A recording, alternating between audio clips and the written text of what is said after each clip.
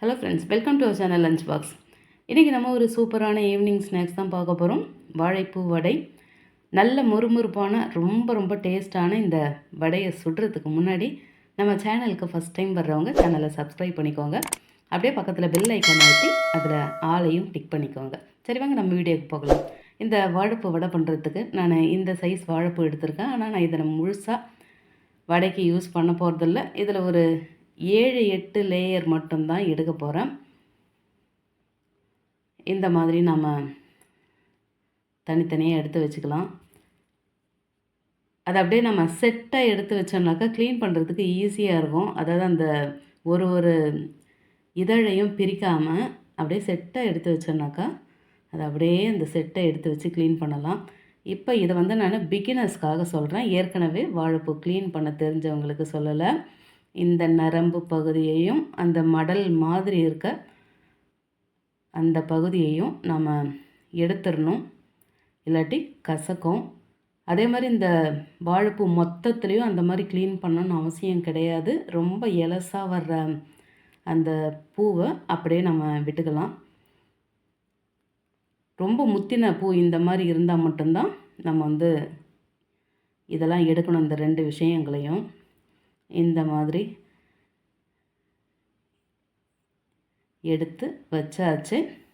இதை நம்ம கட் பண்ணி எடுத்து தண்ணியிலையும் சேர்த்தாச்சு. இந்த பக்கம் ஒரு பாத்திரத்தில் தேவையான அளவுக்கு தண்ணி வச்சுட்டு அதில் நான் 2 டேபிள் ஸ்பூன் தயிர் சேர்க்குறேன். தயிர் இல்லைன்னா நம்ம மோரை கூட யூஸ் பண்ணிக்கலாம். தயிர் மோர் எதுவுமே இல்லைனாக்கா அரிசி கழுவின தண்ணி, அதாவது ஃபஸ்ட்டு தண்ணியை கழுவி ஊற்றிட்டு 2வது தண்ணியை நம்ம எந்த அளவுக்கு வாழைப்பூ கட் பண்ணி வச்சுருக்கோமோ அந்தளவுக்கு எடுத்துகிட்டு அதில் நம்ம கட் பண்ணி வச்சுருக்க இந்த வாழைப்பூவை சேர்த்து நல்ல ஒரு 2-3 நிமிஷத்துக்கு அப்படியே விட்டுக்கலாம். இல்லாட்டி ஒரு 4 நிமிஷம் கூட விட்டுக்கலாம். அப்போ தான் அதில் இருக்க அந்த துவர்ப்பு போகும். அதே மாதிரி அந்த கலரும் மாறாது. இப்போ இதை நான் ஒரு 3 நிமிஷத்துக்கு இந்த மோர் சேர்த்து தண்ணியில் வச்சுட்டு அதுக்கப்புறம் நல்லா பிழிஞ்செடுத்து நம்ம அந்த வடை பேட்டரில் சேர்த்துக்கலாம். இப்போ நம்ம வடை மாவை அரைச்சி எடுத்துருவோம். மிக்ஸி ஜாரில் 1 ஸ்பூன் சோம்பு, 1 இன்ச் அளவுக்கு இஞ்சி, ஒரு 10 பல் பூண்டு, 7லேருந்து 9 காஞ்ச மிளகாய் சேர்த்து நான் 1 கப்பு ஃபுல்லாக வெள்ளை பட்டாணியை ஓவர் நைட்டு ஊற வச்சுருந்தேன். அதையும் சேர்த்தாச்சு. இப்போ மூடி போட்டு நம்ம இதை கொரகொரப்பாக அரைச்சி எடுத்துக்கலாம். அரைச்சி எடுத்தாச்சு. இந்த அளவுக்கு அரைப்பட்டு வந்திருக்கு. இப்போ இதை நம்ம கலந்து எடுத்துக்கலாம். ஒரு அகலமான பவுலில் அந்த மாவை சேர்த்துட்டு கூடவே 10 பல் பூண்டு தட்டி எடுத்து சேர்த்து 1 கப்பு சின்ன வெங்காயம் பொடியை கட் பண்ணி சேர்த்து, கொத்தமல்லி கொஞ்சம் தாராளமாகவே கட் பண்ணி சேர்த்துக்கலாம், கருவேப்பிலை கட் பண்ணி சேர்த்துட்டு 1/2 கப்பு ஊற வச்ச கடலைப்பருப்பு சேர்த்து நம்ம கட் பண்ணி அந்த தயிர் தண்ணியில் ஊற வச்சுருக்க வாழைப்பூவையும் சேர்த்தாச்சு. பெருங்காயத்தூள் தேவையான அளவு சேர்த்தாச்சு. உப்பும் தேவையான அளவு சேர்த்து இப்போ நம்ம ரொம்பவே பொறுமையாக எல்லாத்தையும் நல்லா கலந்து எடுத்துக்கலாம்.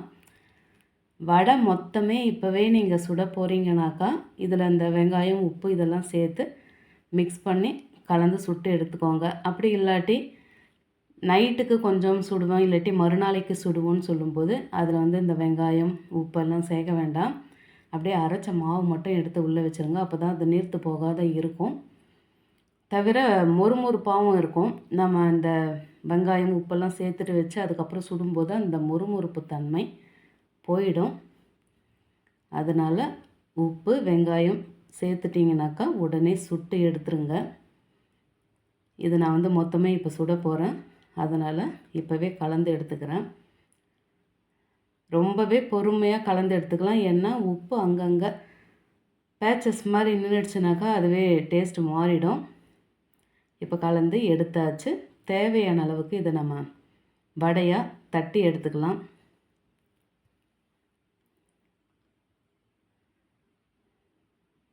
நல்ல ஒரு அழகான ஷேப்புக்கு ஒரு நடுத்தரமான திக்னஸில் இந்த மாதிரி தட்டி எடுத்துருவோம். இதில் நம்ம இந்த வெள்ளை பட்டாணி சேர்த்துருக்கிறதால நல்ல முறுமுறுப்பாக அருமையான ஒரு டேஸ்ட்டில் கிடைக்கும். இந்த மாதிரி வடையை தட்டி எடுத்தாச்சு. இந்த பக்கம் எண்ணெய் சூடாக இருக்குது. இதில் நம்ம தட்டி எடுத்த வடை ஒன்று ஒன்றா சேர்த்து பொரித்து எடுத்துக்கலாம். கடாய் சைஸை பொறுத்து நம்ம வடையை சேர்த்துருவோம்.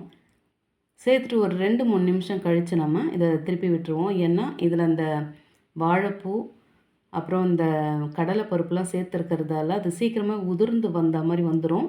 அதனால் ஒரு 2-3 நிமிஷத்துக்கு அப்படியே எண்ணெயில் பொரிய வச்சுட்டு அதுக்கப்புறமா நம்ம திருப்பி விட்டுக்கலாம். அப்போ தான் வந்து அது எண்ணெயில் கரைஞ்சி போகாது. இன்னும் நல்ல முறுமுறுப்பாக வேணும்னாக்கா இந்த பட்டாணியில் பாதிக்கு பாதி ஃபஸ்ட்டு அந்த மிளகாய், இந்த சோம்பு, இஞ்சி பூண்டெல்லாம் சேர்த்து நைஸாக அரைச்சிட்டு அதுக்கப்புறம் இருக்கிற இந்த பாதி பட்டாணியை கொஞ்சம் கொரகொரப்பாக கூட நம்ம அரைச்சி எடுத்துக்கலாம். அப்போ இன்னும் நல்ல சூப்பரான முறுமுறுப்போடு நமக்கு வடை கிடைக்கும். இந்த வடையே 1 மணி நேரம் ஆகியும் கொஞ்சம் கூட அதனோட அந்த கிறிஸ்பினஸ்ஸு துளியும் குறையில. ரொம்பவே நல்லா இருந்தது. சாப்பிட அவ்வளோ சூப்பராக இருந்தது. இதோ பாருங்கள், வடையும் பொரிஞ்சு வந்தாச்சு. பார்க்கவே அட்டகாசமாக இருக்குது. நல்லா பக்கோடா மாதிரி இருக்குது. ரொம்ப சீக்கிரமாகவே வடை ரெடி ஆகிடும். அவ்வளோதான், எண்ணெயை வடிச்செடுத்தாச்சு. நம்மளோட சூப்பரான நல்ல முறுமுறுப்பான வாழைப்பூ வடை கலர்ஃபுல்லாக அட்டகாசமாக ரெடி ஆகிடுச்சு. இது எந்தளவுக்கு முறுமுறுப்பாக இருக்குன்னு பாருங்கள். அதை பாருங்கள், 2ஆக உடைக்கிறோம். அது கொஞ்சம் கூட எங்கேயும் நமர்த்து போன மாதிரி வரவே இல்லை. அப்படியே முறுக்கு மாதிரி தனித்தனியாக அப்படியே உடஞ்சி போகுது பாருங்கள். நம்ம சாதாரணமாக சுடுற வடை இப்படி வராது. இதை நான் கையில் உங்களுக்கு நசுக்கி காட்டுறேன். அப்படியே பொலன்னு உதிர்ந்து போயிடும். எந்த அளவுக்கு நல்ல முறுமுறுப்பாக இருக்குன்னு நீங்களே பார்க்குறீங்க. நீங்களும் இந்த மொறுமொறுப்பான ரொம்பவே டேஸ்டான நல்ல சத்தான வாழைப்பூ வடையை செய்து சாப்பிட்டு எப்படி இருந்ததுன்னு மறக்காமல் கமெண்ட்டில் சொல்லுங்கள். ரெசிபி பிடிச்சிருந்தால் லைக் பண்ணிவிட்டு அப்படியே வீடியோவை உங்கள் ஃபேமிலி அண்ட் ஃப்ரெண்ட்ஸுக்கு ஷேர் பண்ணிக்கோங்க. தேங்க்ஸ் ஃபார் வாட்சிங்.